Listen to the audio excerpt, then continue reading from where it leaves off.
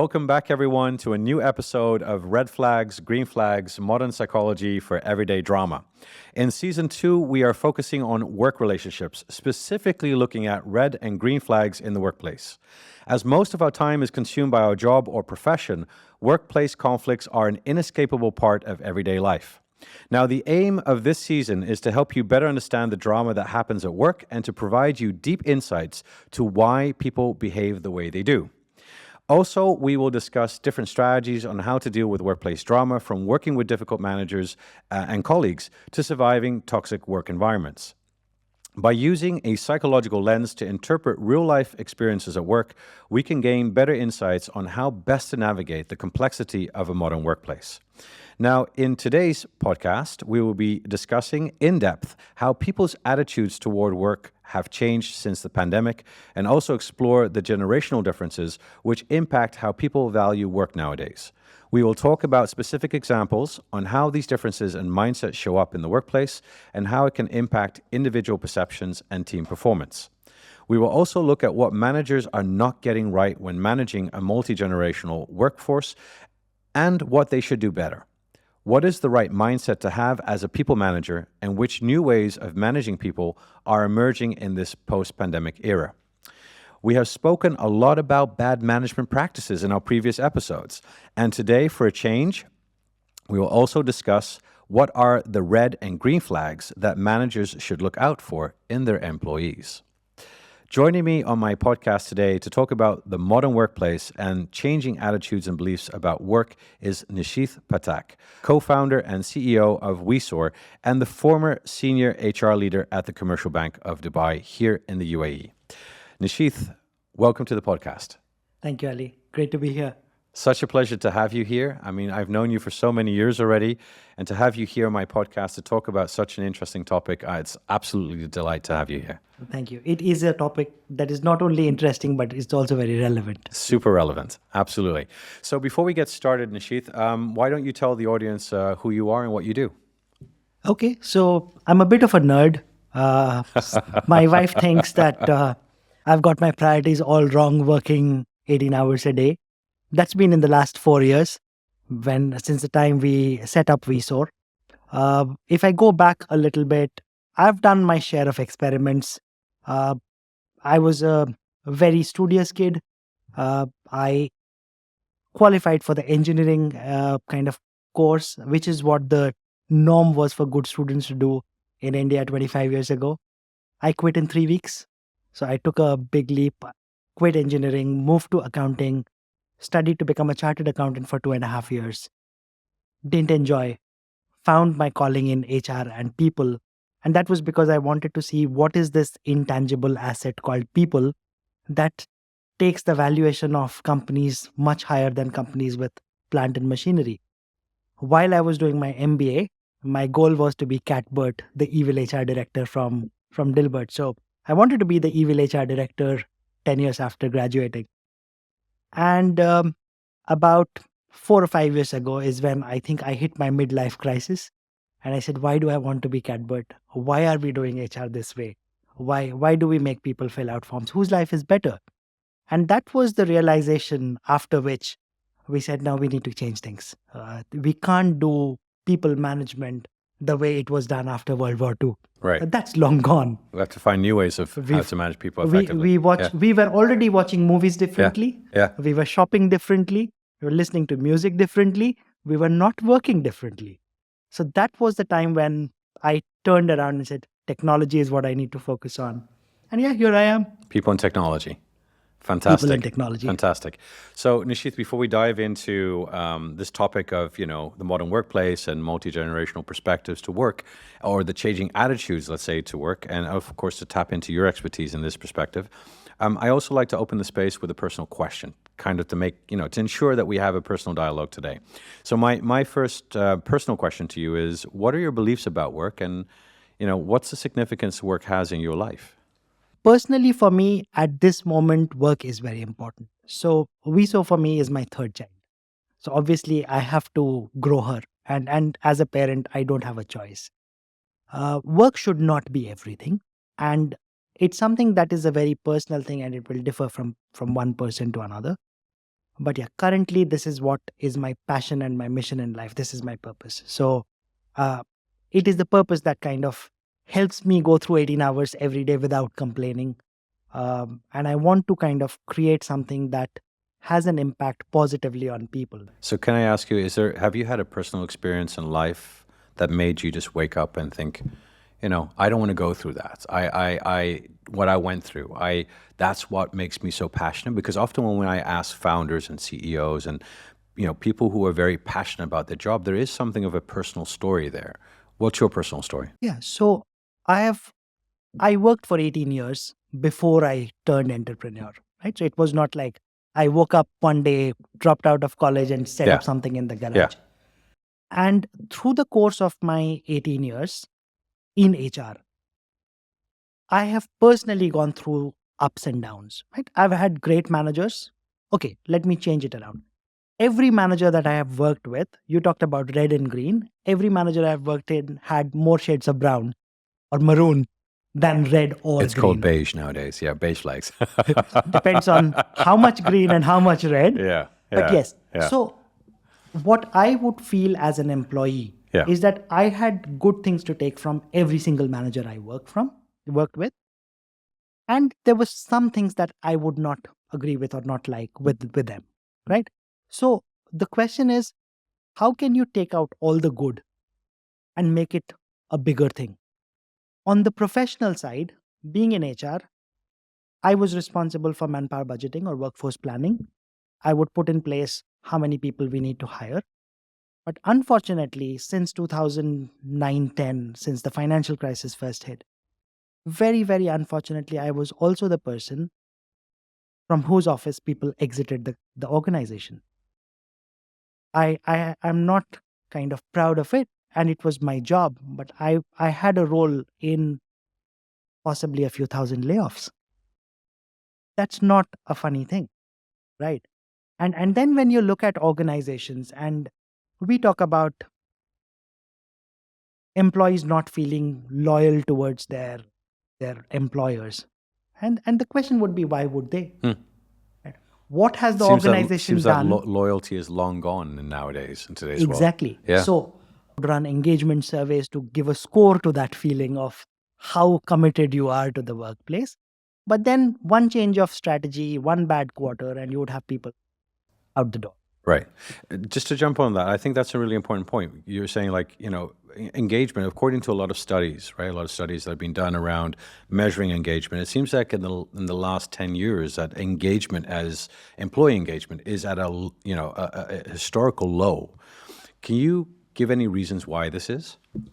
There are two reasons to this. Yeah. One, the psychological contract, as we call it, between the employer and the employee, the unstated part of the work relationship, that has been badly broken, right? So there's lack of trust. Why is it broken? It's broken because organizations have started taking short-term measures without necessarily being focused on what is good for everyone in the long run, which means I need my share price up next quarter. And we take large listed companies with valuations above $1 trillion, right? Yeah. We have organizations which want to save a few million and they would easily cut 10,000 jobs. Can they not find the same money somewhere else? So you're saying that engagement is low because companies are cost cutting and they're showing no loyalty to employees themselves. There is more of a transactional relationship, I would put it this way, where we are not deeply committed, right? It's not a marriage. Yeah. It's possibly some sort of a live-in, right? We'll deal with each other till we are okay with it, and then you go your way, I go my way. But do you think there are any other reasons why engagement is low besides cost cutting? So the other thing which is also very important, which I wanted to share, was the definition of engagement needs to change, right? So we have the older methodologies, and you have like good big large organizations that have historically been running these surveys, right? And they ask questions in the survey which are completely irrelevant today. Yeah, but just to jump in there, because look, the audience today listening in probably doesn't know what engagement surveys are. They want real language. They want to understand, why am I not feeling engaged right now? I'm now in the company. I can imagine a lot of people listening right now thinking, I don't feel happy here. I don't feel like I want to be here. I don't, want to give my best. Why should I take, the fact that a manager speaks to me in a really bad way, and why should I take that? And therefore I could not be engaged. But what are some examples? Like, what would make employees not engage? If they're listening right now, what could they relate to? So there could be a variety of reasons, right? So if we kind of put some of those on the table, one could be growth, right? And Yeah. growth could mean different things to different Yeah. people. The challenge is traditionally organizations have tended to broad base their approach to this. Now, for you, growth could be professional development, Right. and for me, growth could be another 2,000 dirhams. And both of us are right in our own places because that's what we But need different in our. definitions. Yes, Okay. exactly. Got Right. it. Got it. So people have not been treated with personalized attention. They've been treated as a broad lump, Right. right? So Like organizations, a one size fits all. it's always a one Yeah. side because that's easier to do, right? That's easier to do. So one is about, so for example, growth is something that a lot of people crave for, especially say in the Middle East or a lot of parts of Asia. The mindset is about vertical growth, right? Not What is vertical growth? vertical Just growth going would up? be promotions, right? So I want a bigger job because a bigger title because it gives me bigger money, Yeah. better. Yeah. So just to kind of tell you, so I joined HSBC in 2007 as a vice president. I was possibly one of the youngest around in my group who got that vice president title. The person who was the happiest was my dad because his son had become a vice president, right? And it is something which is culturally very different. The same thing may not apply in Western Europe or in North America. So growth here is very different, or perceptions here are very different. I had an employee in my team who quit because her dad believed that she was not making enough money. And she came to this realization 6 months after joining the company as a fresh graduate. So families tend to play an important role in the way you perceive your engagement with the organization. So it's not necessarily always your decision. You get swayed by what you hear from friends Yeah. and family. Yeah. So growth is one. The second could be related to your relationship with your manager. Right? There's this old saying and a very true saying that people don't leave organizations, they leave managers. And that's where there is another big problem because generally organizations don't promote people to become managers based on their ability to manage. They promote them based on how well you did your last job. So it's just like saying Or maybe also how good of a connection you have with them. happens a lot. Too much. Happens a lot, right? Yeah. But that's like saying you were very good at riding a bicycle. Yeah. Now go drive a car. Right. So just because you were good at driving a bicycle doesn't make you a good driver. Right. And then unfortunately, organizations don't support the person to become a better manager Right. by investing in their Upskilling and reskilling. Yeah. growth, etc. Yeah. So there is a big issue with managerial capability. Like, Right. I've been in HR in my Yeah. circle of friends. Yeah.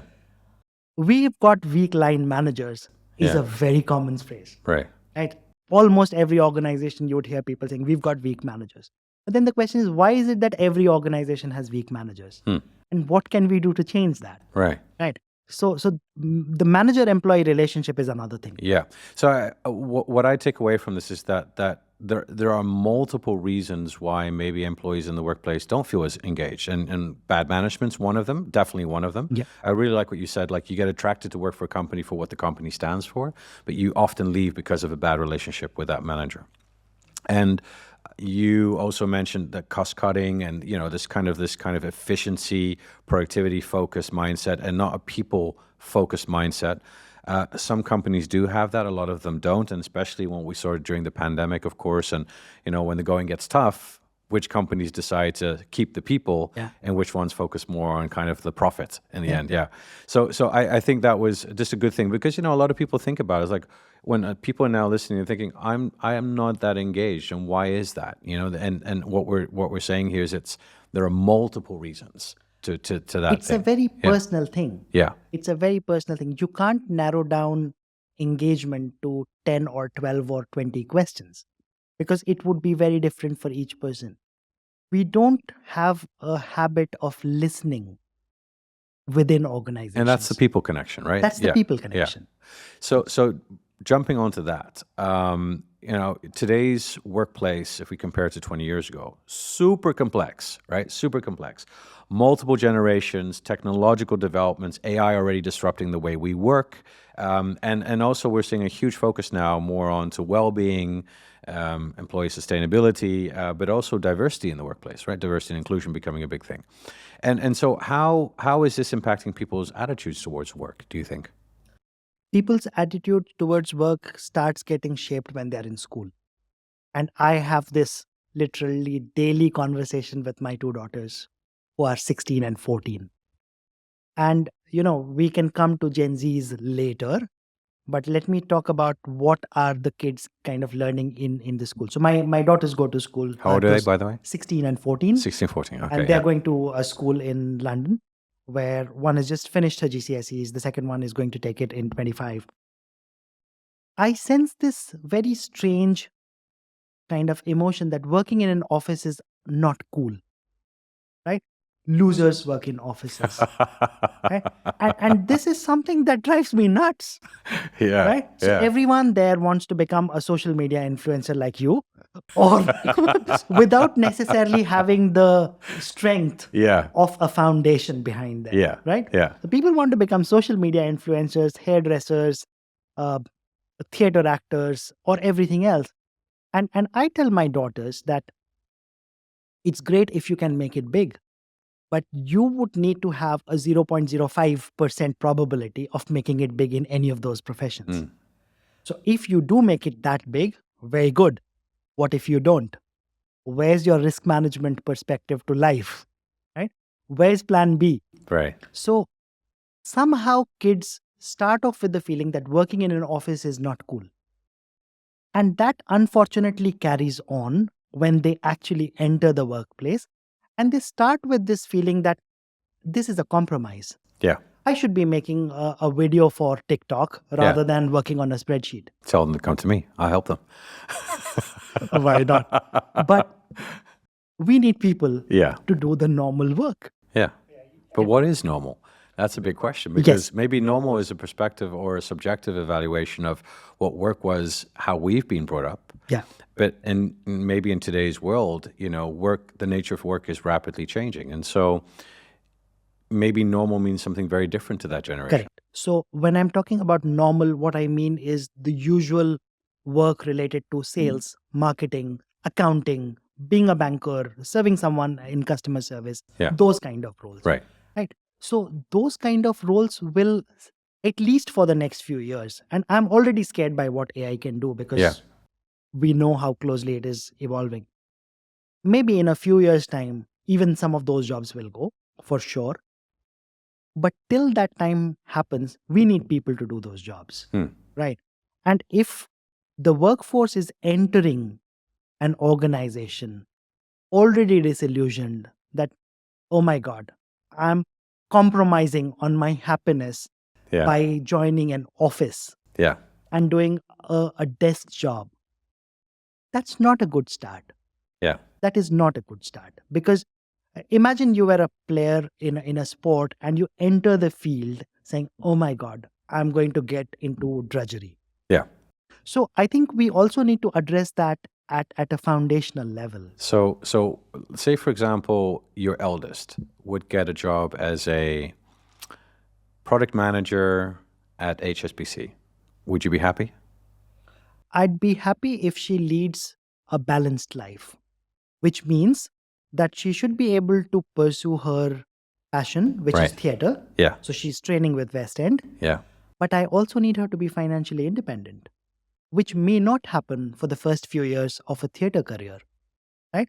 And I tell her and her friends who want those fancy career options is to make a list of their expenses, right? You need to pay rent. You need broadband. You want to go to Paris every 4 months. Who's going to pay for that? Get a sense of how much you're going to spend and then figure out how you're going to plug the balance. So, but that, I like that perspective. I really love that perspective you're bringing to the table, because But then again, the younger generation today can also make money in different ways. So, for example, you can become an AI prompter, or you can work in a couple of these emerging, let's say, technologies and fields where they do look at video and they do look at AI and they do look at these emerging kind of fields where it kind of disrupts the existing way of working, and so maybe as an older generation, and I'm bringing it back to the workplace, because how does a manager then look at someone who comes in? Let's pretend your daughter enters the workforce, but her full commitment is not to the job. Her commitment is, I want to become a famous actress or theater player, and that's my main goal. That's what drives me.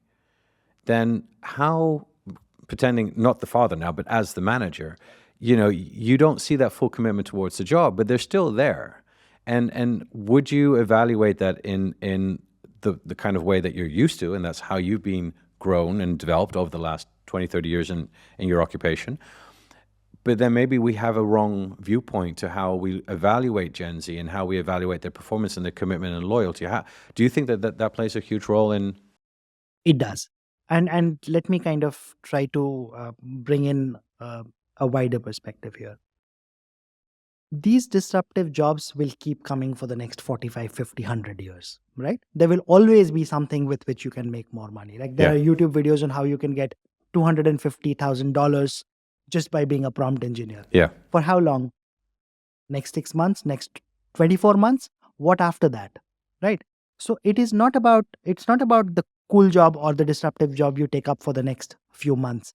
Now, we will end, and this is where I'm kind of putting my professional hat and kind of looking into the future. Everyone will need to do multiple different things during their working life, right? And Interesting. where I'm coming from is the fact that not necessarily my generation, but my kids' generation should easily live up to 120 years of age with advances in medicine, with a better quality of lifestyle. Now, you finish your education at whatever 20 or so, and you live up to 120, you've got 100 years that you need to do something about, right? Let's assume you work for about 80 years, which is very different from working till you are 60. Right. I'm talking about kids today who will work for 100 years Right. or 80 years. That's a lot. That is a lot because they'll need to fund their retirement and everything's expensive. So, but what you're saying then basically is that what you're trying to inspire in your kids is build a more generalist or more different types of expertises so that you'll be better prepared for the changes that are going to come. Interesting. Like my younger one Yeah. is big into art, right? So she started with pencil paper sketches. You have a very artistic family. I don't know. All the genes have come from my wife's side. Right? Once my daughter's music teacher, my older one's music teacher, called me and said, have you helped her with the music? Yeah. Because she composed a music for her GCSEs. And she said, this is Disney standard. Did you help her? I said, if you asked about math, I would have said yes. Music, don't ask me that question. Yeah. Right. So I don't know where they get those genes from. But so my daughter has moved from paper and pencil to digital art on iPad. Right. She can use that skill because she wants to become a forensic criminologist. Yeah. Right. Something I'd not even heard of when I was her age. But she can possibly become a sketch artist working in the detective departments. But then she can take it a step forward. But what has also happened now is we used to think that So she's building transferable skills. That's what you're kind of saying. Yes. Okay. But let's also see how the world is changing. Yeah. 4 years ago, we were saying that the truck drivers are going to go and not have any jobs because we'll have self-driving trucks. Yeah. Have self-driving trucks come till now? No. Do you know the answer to that? Why that is? There are unforeseen situations and variables that you just cannot account for. I want to jump in there because that's a really good point. A lot of people, also my peers, in university, we're all talking about AI going to disrupt, right? Basically, the auto industry and production facilities. And then all of a sudden we found that the AI now is actually disrupting the tech people. The white collar. Yeah, exactly. And the designers and the marketeers. And so the reason is because the technology, what would they call the cognitive AI, has really rapidly developed because of these neural networks and whatnot. But the technology that where AI has to interact with the environment is still 10 years It's still behind. behind. And that's what people did not realize back then, but now what we're seeing happening. Yeah, But valid the same points, thing yeah. about art. What a human being could have drawn or created Right. with 8 hours of effort can be done in 25 seconds by Midjourney, Yeah, right? yeah, So she needs to know that even art will be disrupted. yeah, The question is, how do you adapt to it? right, Only thing I focus on, and I advise everyone around me, your number one preference or number one kind of opportunity will Yeah. be learning ability. right, Your ability to learn new things and unlearn what you know. right. And so let's bring this back to management. So what do you think managers are not doing right when they're kind of managing this kind of very diverse age group, in the workplace? Right. I think some people have spoken about it, and you would possibly be able to kind of elaborate also on this. But some people talk about the impact of purpose on Gen Zs. And some people say it's nonsense. They also work for money. If you give them a good work environment, they'd still continue working. And I would go back and take and bring the two together and say, why do you work? Right? Why are you here? If you're here to kind of fund your weekend, or are you here to do something bigger? And that's where managers need to inspire people. Tell them the view beyond just the money and the next title and stuff. Once we are able to do that, we are able to engage. Right. So connect more from the inside. Yes. Yeah. What's very interesting, what we're now seeing also happening in the workplace is like, in the dating scene, ghosting. I don't know if you know the concept where Yes, I've heard of it. people just disappear, out of nowhere and not have contact with them anymore. Before dating, candidates will say that we've been ghosted. More candidates get ghosted Yeah. by their HR. recruiters Yes. Yeah. than happens in dating. Exactly. So it's now the companies doing it as well, right? So the recruiters are ghosting people as well, and so it also happens. So ghosting is a phenomena that happens now in in the workplace, where people kind of say, "I'm giving up on this." And quiet quitting is also, of course, a term that has happened where people are giving their bare minimum now in the workplace. So when we look at these kind of behaviors, that's actually mostly brought in through Gen Z. In the workplace, but also more and more people are doing it in general. It seems to be more of a I have norm. people of my age whose main passion in life is to become a DJ, and they're working as a software consultant. Yeah. Because they have to. They have to, right? So the full commitment to work seems to be gone, but we can understand why that is. Maybe we can multitask as well. I'm not saying that you will be Yeah. a poor performer, Right. but you will not go to 120% if you can manage with 90. So in light of time, I want to ask you, and in terms of from a management perspective, what would you say 2 red flags are for employees when we evaluate employees, and what are 2 green flags of employees from a management perspective? Right. No, so from an employee perspective, the first red flag for me would be their willingness to learn new things. Willingness. Okay. Yeah, if someone's kind of constrained in what they know, then they're not going to go any further. Right. And the second thing is to stretch them beyond when required. I'm not saying that everyone should work 12 hours or 15 hours, but when required, are you there to support? That's the second big thing for me. Yeah. So is this a red flag or a green flag? These are the red flags, right? So if I don't see an employee being able to stretch or willing to learn, Yeah. you can also see the opposite as a green flag, right? Okay. A green flag for me would be someone who collaborates, because most of the work requires more than one person to get the final result out. So very few jobs would have a lone ranger being Right. able to accommodate Right. everything. And the second would be an inquisitive mind. Right. So these are 2 for me, which are very important. Of course, we want everyone to be able to have fun. Right. Having fun is also really important, but that's Yes. also where the climate comes in as well, right? Fantastic. Nisheeth, we've had a really nice conversation today. I loved it. It was very enjoyable. It was personal.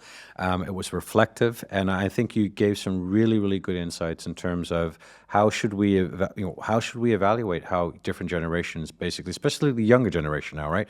With you having your kids also entering the workforce maybe in the next 5 to 10 years. In the next 2 to 2 3 to 3 years even. And so giving that perspective I thought was fantastic. And also kind of thinking about what managers need to do differently, and what you said, kind of connect from the inside. So really great takeaways today, and just kind of evaluating, what we should be doing differently as managers. I think it's fantastic. So thank you so much for being in the show today. Thank you for having me. On today's show, we talked about different generations in the workplace, but most importantly, we looked at how people's attitudes towards work is changing significantly. And not only does this have to do with the age difference in the organization, but just the zeitgeist that we live in today, and also how technology is changing the way we work. And also, events like the pandemic has also made us to sit down and reflect, how important is work to me, and how much am I willing to give? And from that perspective, knowing that there are so many different perspectives and attitudes towards work, how do you manage a diverse workforce effectively? And that can be extremely challenging, as we've also learned in today's conversation. And then we also looked at what drives a younger generation, and maybe, work for a company for life doesn't seem to, like that lifetime employment doesn't seem to be, a major driver for many young people entering the workforce today. And maybe it's more about lifetime employability and learning new skills and being adaptable. But then again, from a manager's perspective, what do you need to do to help them flourish? And also, more importantly, how do you really motivate them and influence them to stay with you in the organization? Because gone are the days that people will be told what to do. And I think that was a major conclusion from today's session. And also, not to forget, the Red Flags, Green Flags book, which I'm super excited about. I keep on mentioning that after each episode, where I talk about red flags and green flags and dive deeply into the psychology of modern day society. And of course, I talk about relationships and dating and friends and family, but I also talk a lot about the modern workplace, and also how to identify red flags and green flags in bad management, but also, as we've learned today, from a management perspective, what are some green flags and red flags to look out for in employees? So much more to read about that. And if you want to know more about that, then definitely buy the book and help me make Red Flags, Green Flags a global bestseller.